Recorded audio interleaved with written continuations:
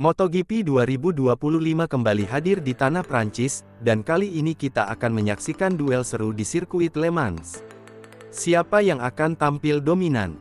Siapa yang bakal tergelincir? Yuk, kita bahas tuntas prediksi MotoGP Prancis 2025. 1. Sekilas tentang sirkuit Le Mans. Nama lengkap sirkuit, Le Mans Bugatti Circuit.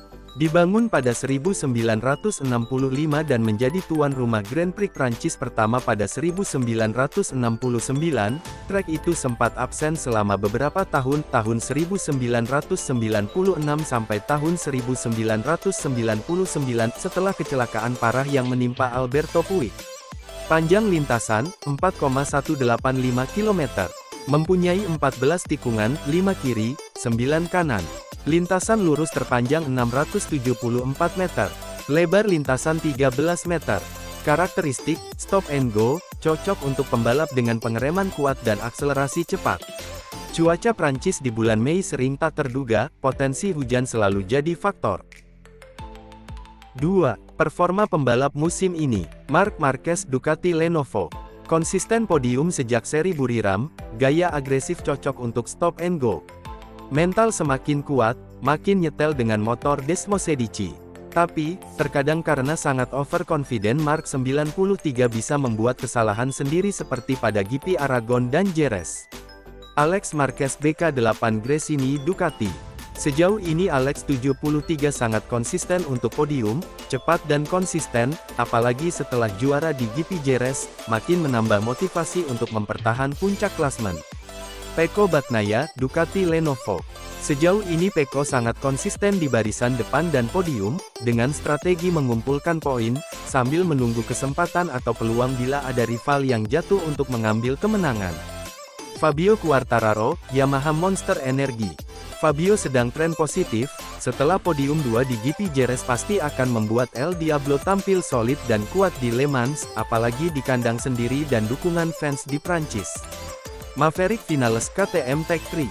Vinales juga menunjukkan tren positif, mulai dari Qatar sampai Jerez selalu ada di barisan depan. Franco Morbidelli dan Fabio De Gianantonio, Pertamina Enduro VR46. Morbidelli juga sedang tren positif, tapi, kecelakaan tes di Jerez mungkin akan berpengaruh pada saat race di Le Mans. Fabio De Gianantonio juga tampil bagus di balapan terakhir. Pasti juga ingin tampil bagus untuk menambah poin di papan klasemen. Johann Zarco LCR Honda. Sejauh ini Zarco adalah penunggang Honda terbaik. Tampil di kandang sendiri dan fans fanatik, pasti akan memberikan motivasi lebih dan ingin tampil bagus bahkan podium. Rookie Fermin Aldeguer dan Ai Ogura. Sejauh ini kedua rookie ini menunjukkan perkembangan yang bagus, dan bisa bersaing di barisan 10 besar. 3. Analisis peluang kemenangan. Ducati punya keunggulan di akselerasi dan pengereman. Marc Marquez terlihat paling lapar untuk menang.